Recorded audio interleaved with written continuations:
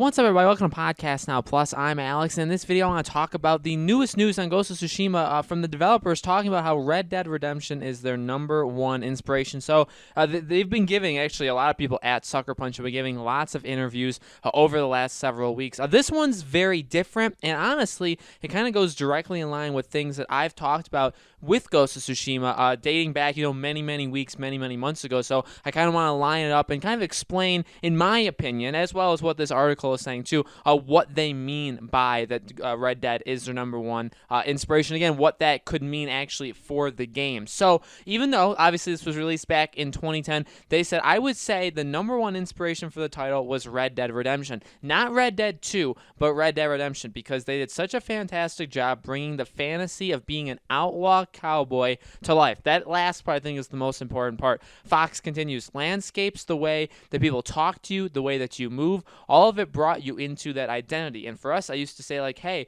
when I would try and get people excited about the game, think of it like as the same format as that. Now, this is exactly, I think on Podcast Now, when we had the state of play and what I've talked about from that state of play, this game, and this is going to divide people. This is actually what I've hinted at a lot of times, actually, on both channels, is when Ghost of Tsushima comes out, I really do think it's going to divide people in a lot of ways that a game like maybe Death Stranding kind of did, but you, and I've said this before, you saw it coming, right? When Death Stranding was coming out, I think because it was Hideo Kojima, because we've seen all the trailers and all the gameplay, people, I think, knew very well if they were in or if they were out, right? I've said that before. I think the people that played Death Stranding, including myself, I bought the game, I played the game, we knew exactly what we were getting ourselves into, right? I don't think there's all that many people that bought the game that were saying, wow, this was just a completely different experience from what I thought I was going to get. You know what I mean? Now, the game didn't sell all that well, Death Stranding. It sold good, but didn't sell, I think, as well as they wanted it to, but that was ultimately just because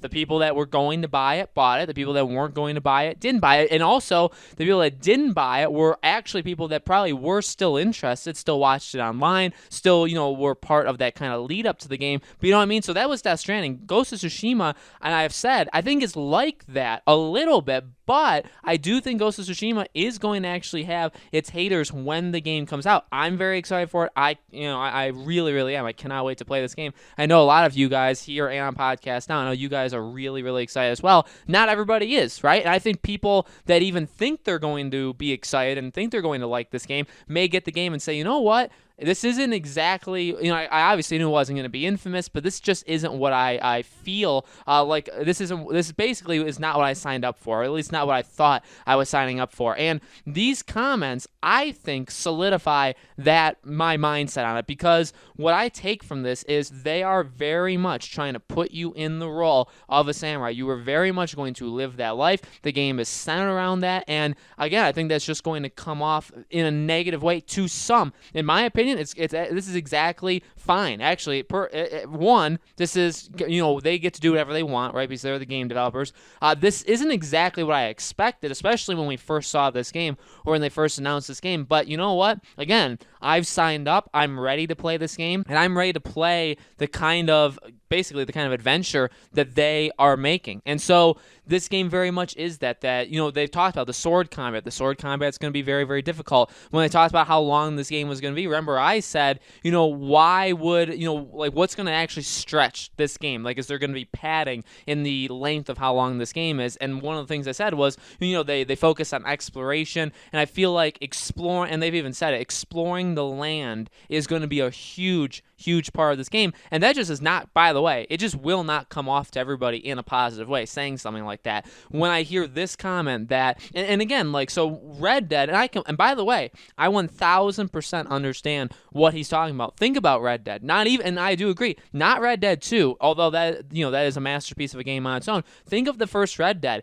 The games never really did. I mean, yes, different games have put you in that environment, but think about what Red Dead did. He's right. You go into that world, you are a cowboy. You are going around. The world feels like it. You feel like you're literally you're just dropped right into that world. You're doing all the activities, you're living that life, you're playing as this character, and you've embraced it pretty much, right? And so basically they're trying to do the exact same thing, but just with, Tsushima, right? The island of Tsushima. That is exactly what they're trying to do. And I see that. I don't think it's going to be as revolutionary. I don't think it's going to basically, I mean, not in a nice way, but in a very straightforward way. I don't think it's going to work as well as Red Dead worked, just because I think, people are into samurais and people are into like sword fighting and stuff, but I think there was obviously something with Red Dead is one of the biggest and most like, culturally like impactful games of all time, right? I don't think Ghost of Tsushima is going to be that, but for what it is, I think it's going to be very solid. Again, I'm giving it all the chances in the world. I know I've basically made this video seem kind of negative. I don't really see it as negative. I see it as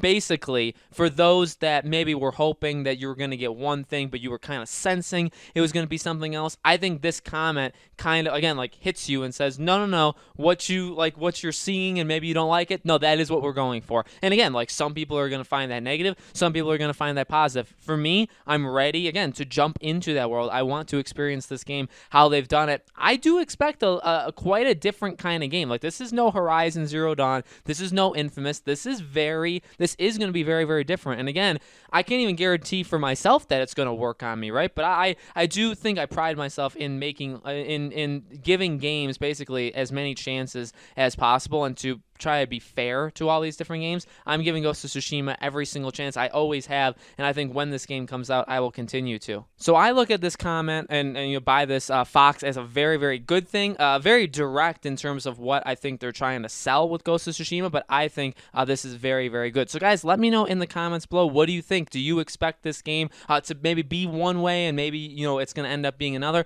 Let me know on what you think of what we talked about in this video. Make sure, as always, you guys subscribe to this YouTube channel, hit the bell icon so you guys know when these videos go up, and thank you as always for watching. I do a brand new video on this channel every single day, and so I hope to see you guys on tomorrow's video.